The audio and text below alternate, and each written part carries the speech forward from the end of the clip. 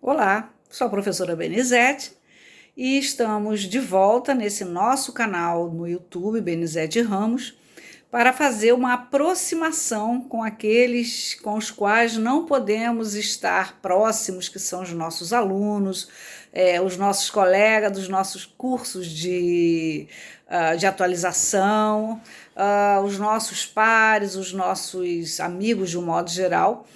Então, hoje eu estou retomando a MP 936 de 2020, agora do dia 1º de abril de 2020.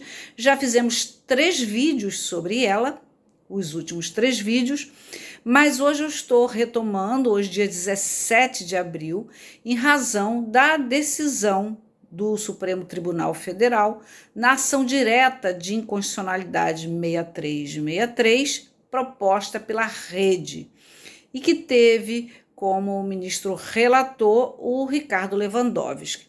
Pois bem, é uma medida cautelar e que teve inicialmente uma liminar deferida pelo ministro Lewandowski no sentido de conformar a medida provisória, no seu parágrafo 4º do artigo 11, aos preceitos constitucionais no que diz respeito à necessidade, à obrigatoriedade do diálogo social mediante a interveniência do sindicato. Pois bem, rememorando do que trata essa MP 936, vamos lembrar que nós temos diversas medidas provisórias nesse contexto de declaração de calamidade pública, de pandemia pelo Covid-19. Nós estamos no auge, nós estamos no ápice desse, eu chamo de recuo social, eu nem gosto tanto da palavra confinamento, desse recuo social. E, portanto, 2 MPs falam de perto sobre as relações capital e trabalho, que é a 927, objeto também de vídeos nossos anteriores nesse mesmo canal, e essa 936. A 936, que é o objeto dessa nossa fala hoje, voltando a ela, melhor dizendo, ela propõe a possibilidade da manutenção de emprego e renda, e evitando, assim, a redução do impacto social. Então, ela propõe preservação do emprego e renda e a garantia da continuidade das atividades laborais. Estou pegando uma colinha aqui só para não perder, porque a gente hoje já fizemos uma live, vamos fazer outra segunda-feira, vamos fazer outra no feriado, e fizemos live a semana inteira. Pois bem, então essa MP, ela veio na esteira aí da 927, que tinha por objetivo o que tem por objetivo, ela está em vigor, é uma norma em vigor, outras possibilidades para evitar esse impacto social e evitar o desemprego, como, por exemplo, férias antecipadas, feriados antecipados, banco de horas. E a MP 936, ela traz dois grandes avanços nesse ponto de evitar o desemprego. A suspensão do contrato de trabalho, do contrato de emprego, com a manutenção da renda, através de um benefício pago pelo governo federal, salvo naquela hipótese da empresa ter tido um lucro no ano de 2019 acima de 4.800.000, em que hipótese na qual ela vai pagar 30% desse valor e o governo vai pagar uma outra parte. Lembrando que esse benefício ele é com base no seguro-desemprego, na lei do seguro-desemprego, que não é o valor completo. Portanto, sempre a perda aí, há uma conta a se fazer, explicada nos vídeos anteriores. E a outra possibilidade que traz a medida provisória para evitar o desemprego e manter a renda é a redução de salário com redução de jornada. Contextualizado desta forma, qual foi o ponto máximo, o mote dessa ação direta de inconstitucionalidade, dessa medida cautelar? a discussão sobre a necessidade ou não da participação dos sindicatos da categoria profissional nessas negociações. Por quê? Porque a medida provisória, ela estabelece no seu artigo, em vários artigos, mas no artigo 11º, ela estabelece que para aquelas faixas salariais até 3 salários mínimos, R$3.150, a negociação poderá ser feita de forma individual ou de forma coletiva. E também para aqueles trabalhadores com salários acima de 12 mil e um pouquinho, que na verdade é dos tetos máximos da Previdência Social. Então, essas duas faixas, até 3.150 e acima de 12 mil e pouquinho, 12.100 eu acho, como nós bem explicamos nos vídeos anteriores, a negociação para redução de salário, como também para suspensão do contrato, poderá ocorrer de forma individual ou coletiva, ou seja, entre empregado e empregador ou com a interveniência do sindicato de classe, do sindicato profissional.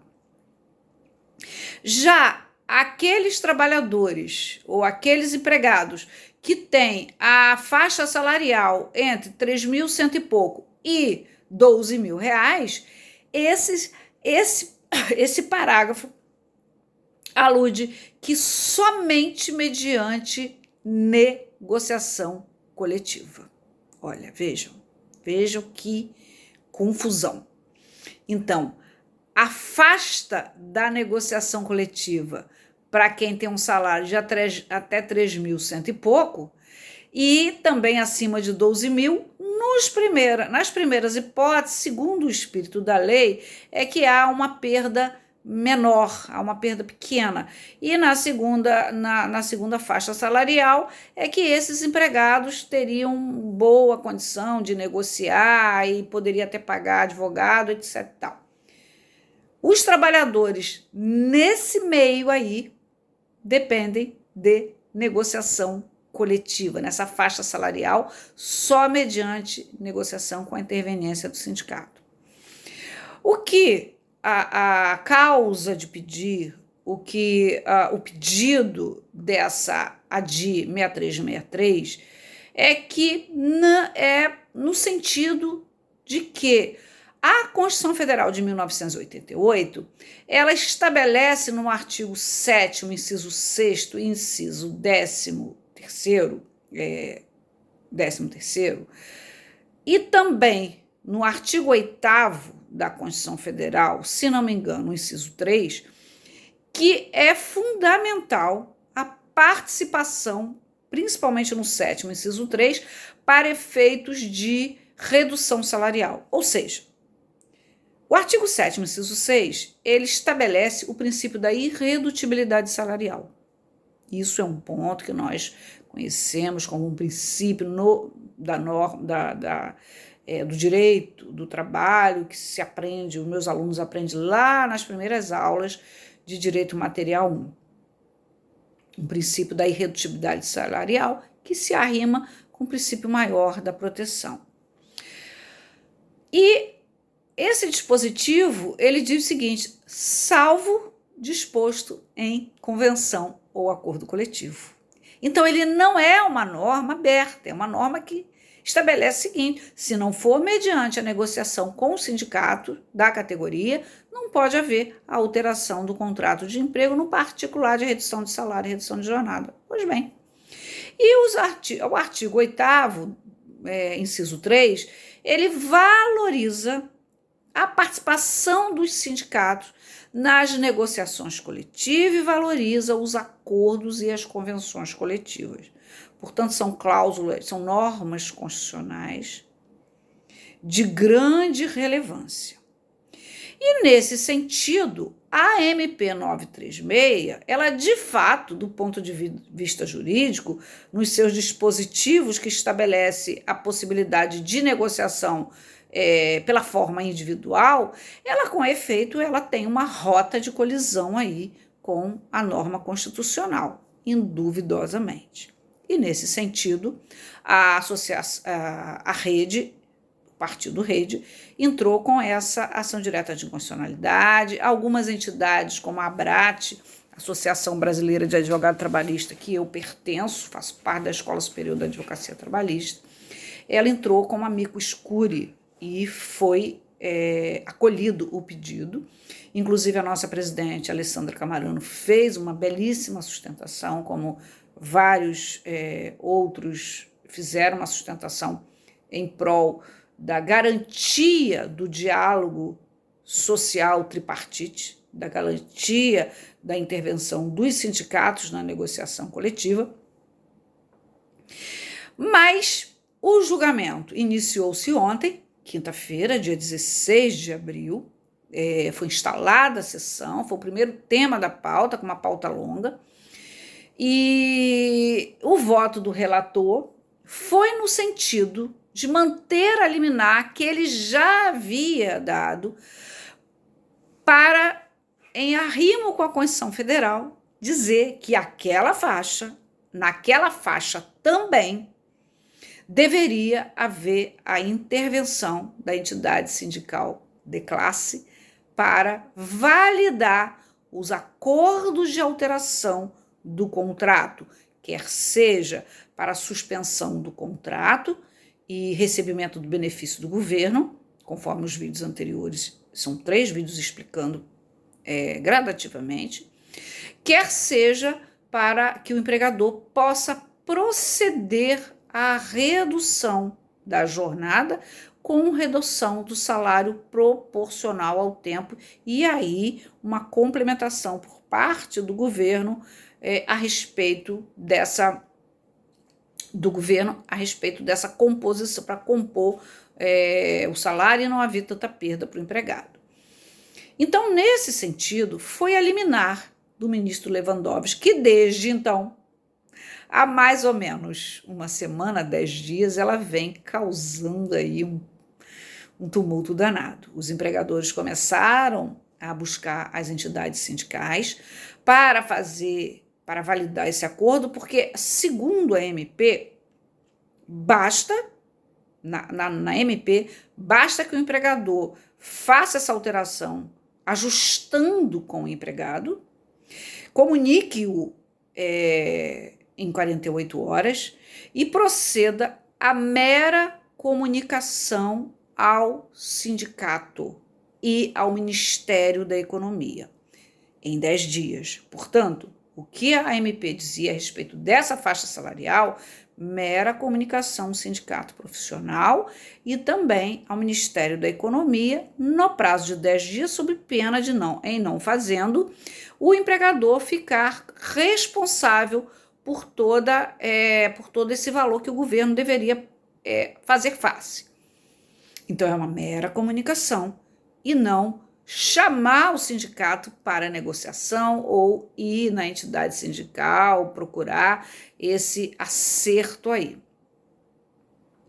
Essa foi a liminar. Então, desde a concessão da liminar, as empresas buscaram os sindicatos e tentaram fazer acordo. Várias questões vieram à tona. Eu, como fui advogada, fui assessora sindical durante muitos anos, 15 anos mais ou menos, em algumas entidades, uma delas eu fiquei 15 anos. Eu conheço o movimento sindical por dentro e por fora. São hoje cerca de 18 mil sindicatos no Brasil. É fato, precisamos dizer, que a Lei 13.467 de 2017, chamada de reforma trabalhista, ela extinguiu o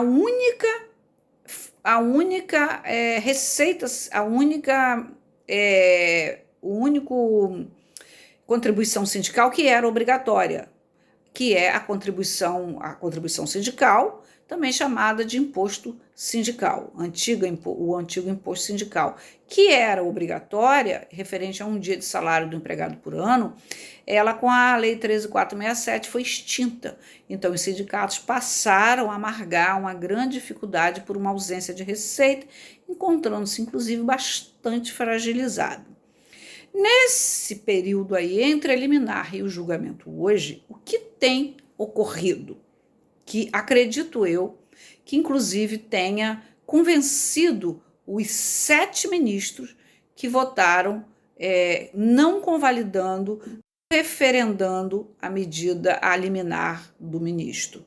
Vamos lembrar que se trata de uma cautelar ainda e que, obviamente, seguindo essa esteira, aqueles que não convalidaram a liminar, no sentido de negar a participação do sindicato, é razoável, é mais do que óbvio de que eles vão manter essa posição, mesmo porque foram votos longos. Eu assisti quase todos, agora à noite eu estava terminando de assistir através do YouTube, aqueles que eu não tive tempo porque eu estava fazendo uma live. Então, foi o ministro Barroso, o ministro Alexandre, Fux, Gilmar Mendes, Marco Aurélio Toffoli não referendaram a liminar do ministro Ricardo Lewandowski. Por outro lado, Fachin e a Rosa Weber referendaram, e Fachin e a Rosa Weber fez mais, ampliou para dizer que toda e qualquer negociação deverá ter a interveniência do sindicato da categoria. Nesse ínterim, entre a edição da medida provisória e depois da liminar do ministro Lewandowski até hoje, até a data de hoje, porque hoje é sexta-feira, né? O julgamento continuou hoje, foi a tarde toda, algumas questões relacionadas à operacionalidade da participação dos sindicatos foram colocadas. Eu mesmo recebi várias consultas de colegas, várias informações, várias denúncias perguntando como fazer. Por quê?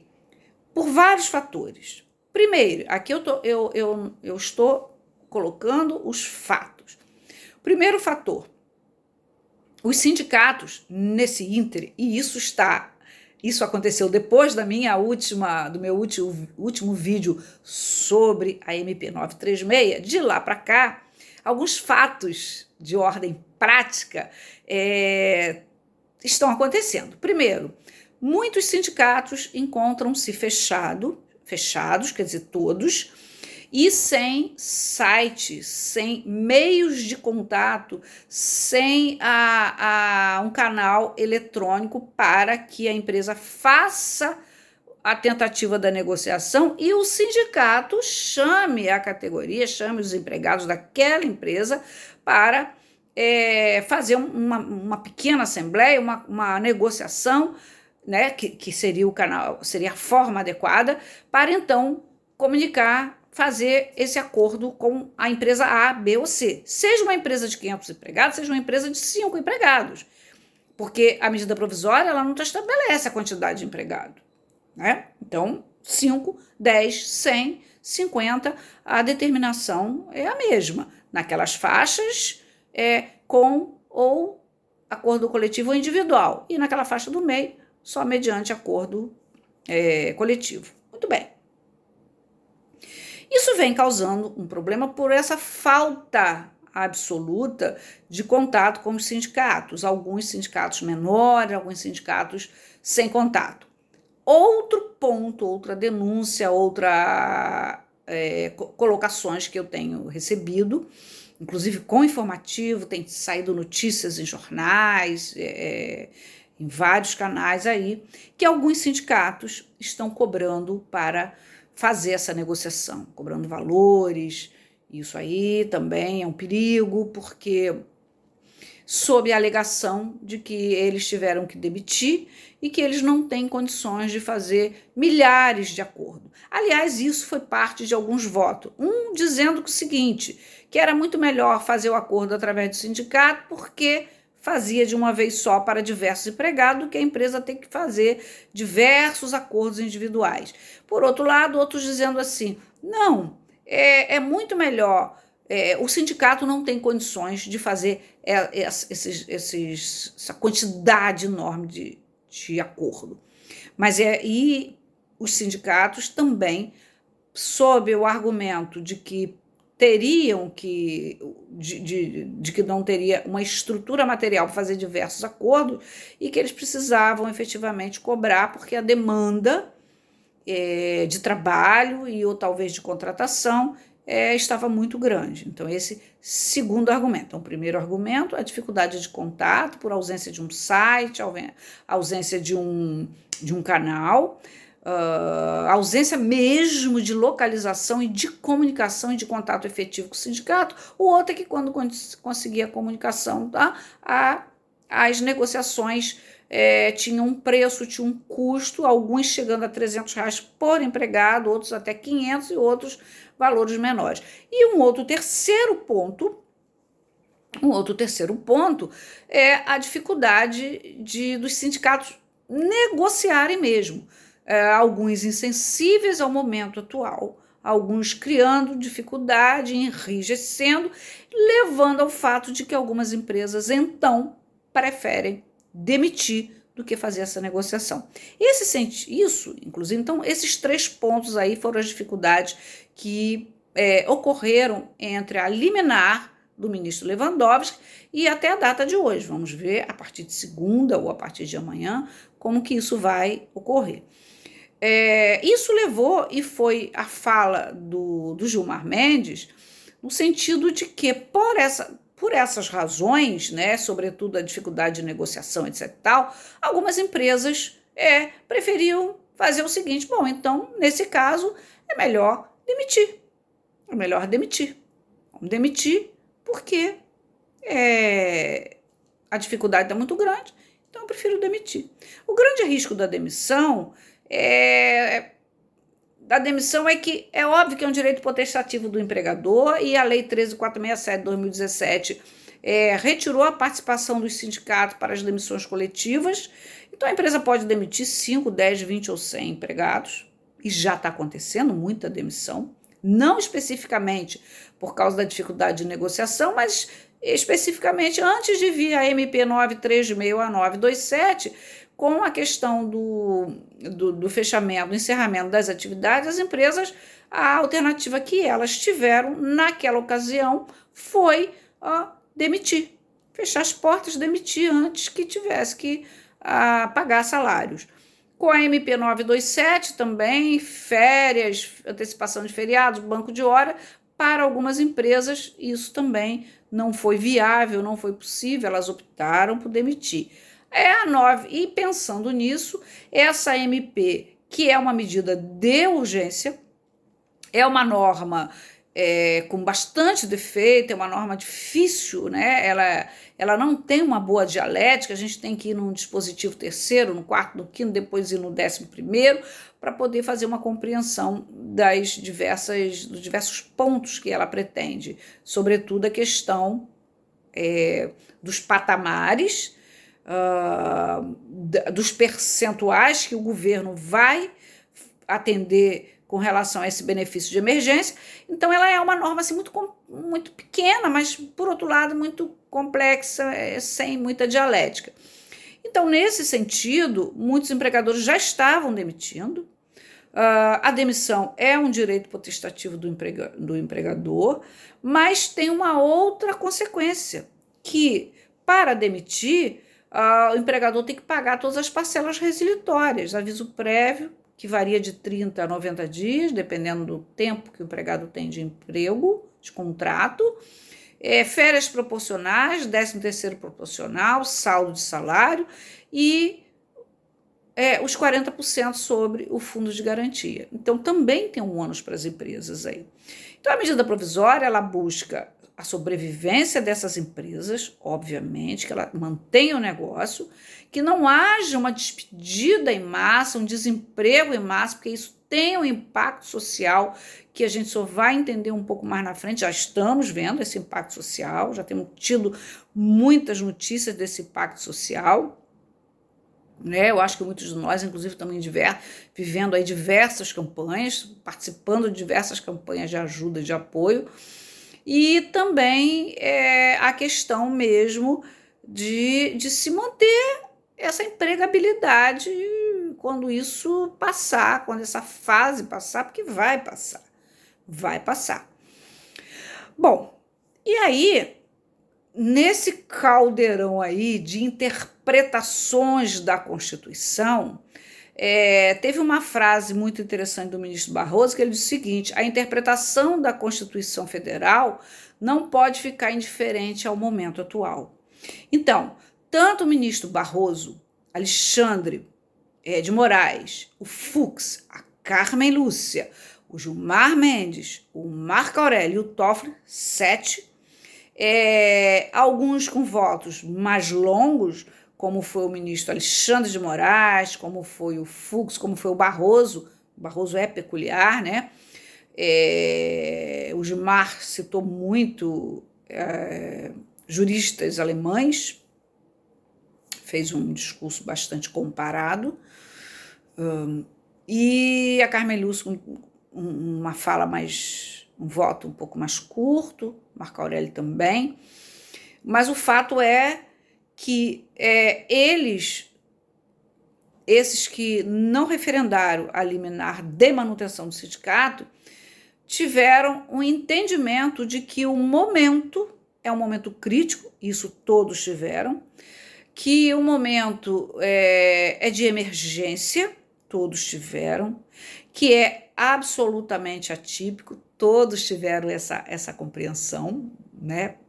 Falaram, revelaram isso, mas que, nesse ponto, a medida provisória, ela justificava, a norma, ela justifica o momento atípico e crítico da pandemia e do isolamento social, do recuo social.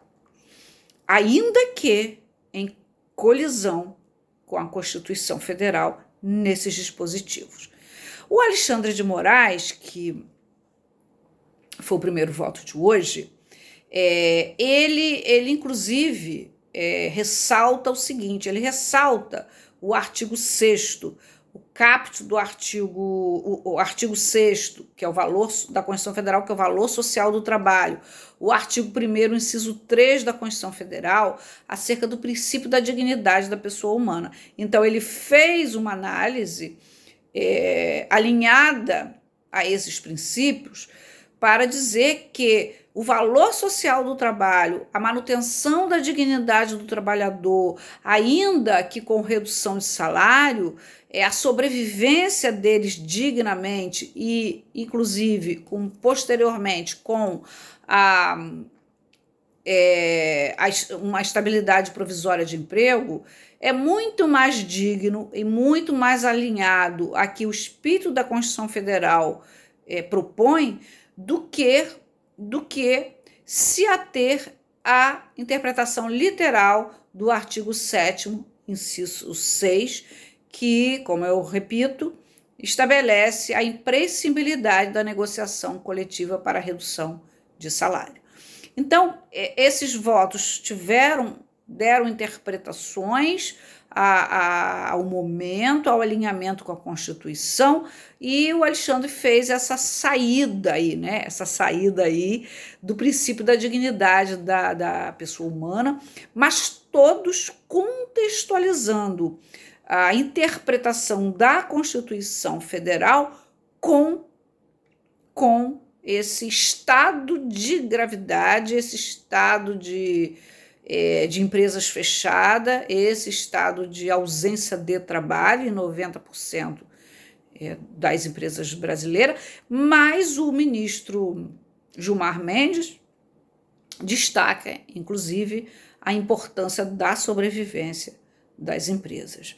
Então, vejamos, já estamos aí com 30 minutos de vídeo. Eu não gosto de fazer vídeos longos, porque eu acho que cansa vocês. Então, eu prefiro fazer vídeo curto.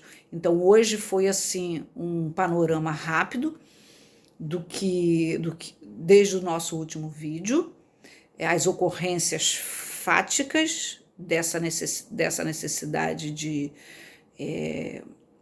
ter intermediação do sindicato a partir da liminar do Lewandowski e essa decisão de hoje com esses 7-3 contrários à manutenção da liminar que dispõe sobre a imprescindibilidade do sindicato. Então é isso, vamos até o próximo vídeo e vamos ver o que vem amanhã. Quem sabe amanhã a gente acorda com uma nova medida provisória. De qualquer forma, eu vou retomar a análise mais cuidadosa dessa medida provisória 936 e novamente o voto. Até lá, até o nosso próximo vídeo.